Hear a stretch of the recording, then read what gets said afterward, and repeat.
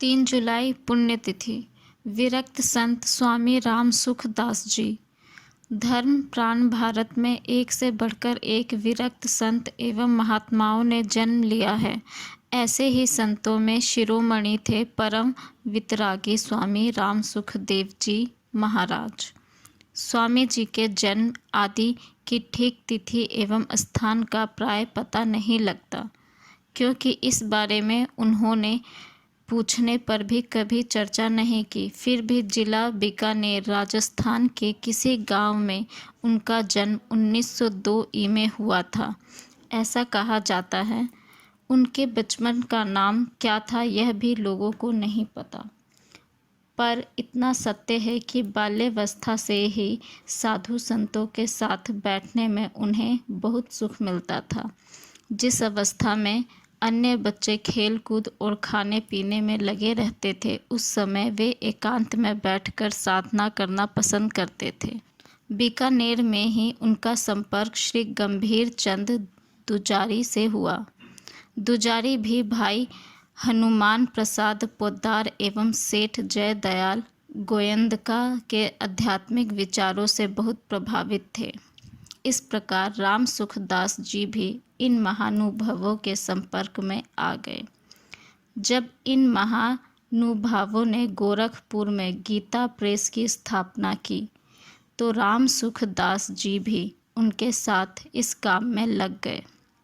धर्म एवं संस्कृति प्रधान पत्रिका कल्याण का उन्होंने काफ़ी समय तक संपादन भी किया।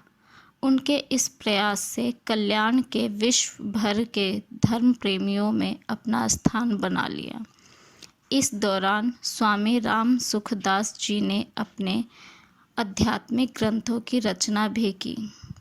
धीरे धीरे पूरे भारत में उनका एक विशिष्ट स्थान बन गया।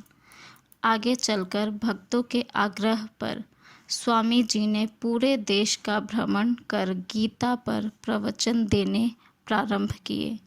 वे अपने प्रवचनों में कहते थे कि भारत की पहचान गाय, गंगा, गीता, गोपाल तथा गायत्री से है। स्वाधीनता प्राप्ति के बाद जब जब शासन ने हिंदू कोड बिल और धर्मनिरपेक्षता की आड़ में हिंदू धर्म तथा संस्कृति पर चोट करने का प्रयास किया, तो राम सुखदास जी ने डटकर शासन की उस दुर्नीति का विरोध किया। स्वामी जी की कथनी तथा करनी में कोई भेद नहीं था। संत जीवन स्वीकार करने के बाद उन्होंने जीवन भर पैसे तथा स्त्री को स्पर्श नहीं किया। यहाँ तक कि अपना फोटो भी उन्होंने कभी नहीं खींचने दिया। उनके दूरदर्शन पर आने वाले प्रवचनों में भी केवल उनका स्वर सुनाई देता था, पर चित्र कभी दिखाई नहीं दिया। स्वामी जी ने अपनी कथाओं में कभी पैसे नहीं चढ़ाने दिए। उनका कोई बैंक खाता भी नहीं था। उन्होंने अपने लिए आश्रम तो दूर एक कमरा तक नहीं बनाया। उन्होंने किसी पुरुष या महिला को अपना शिष्य भी नहीं बनाया। यदि कोई उनसे शिष्य बना लेने की प्रार्थना करता था, तो वे कृष्ण वंदे जगत गुरुम कहकर उसे टाल देते थे। 3 जुलाई 2005 आषाढ़ कृष्ण 11 को ऋषिकेश में 103 वर्ष की आयु में उन्होंने अपना शरीर छोड़ा। उनकी इच्छानुसार देहावसान के बाद गंगा के तट पर 2 चिताएं बनाई गई। एक में उनके शरीर का तथा दूसरी पर उनके वस्त्र, माला, पूजा सामग्री आदि का दाह संस्कार हुआ।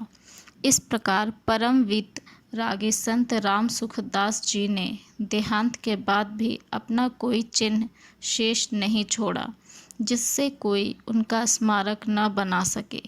चिताओं की अग्नि शांत होने पर अचानक गंगा की एक विशाल लहर आई और वह समस्त अवशेषों को अपने साथ बहाकर ले गई।